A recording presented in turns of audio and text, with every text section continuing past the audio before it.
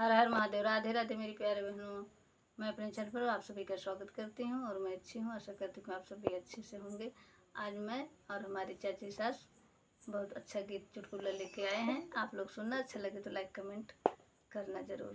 Comment में मुझे बताना कैसा लगा। ए बूढ़ा मौज उड़ाइला अब ना आई है जवानी। ए बूढ़ा मौज उड़ाइला अब ना आई है जवानी। बार ऐसा बार नहीं है चोटी का मन करता है। बार ऐसा बार नहीं है चोटी का मन करता। ए बूढ़ा सुतरी लगाइला अब नाई है जवानी। ए बूढ़ा सुतरी लगाइला अब नाई है जवानी।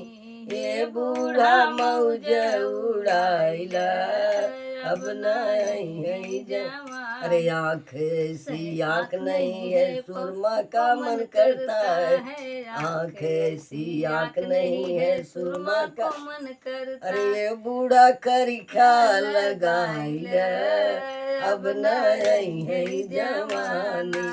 ये बूढ़ा करिखा लगाइला अब नहीं है जवानी।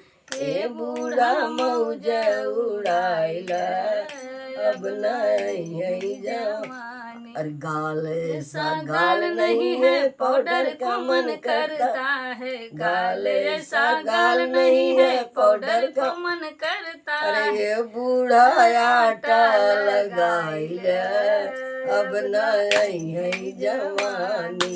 ए बूढ़ा आटा लगाइला अब नहीं है जवानी। ए बूढ़ा मौज उड़ाइला अब नहीं है जवानी।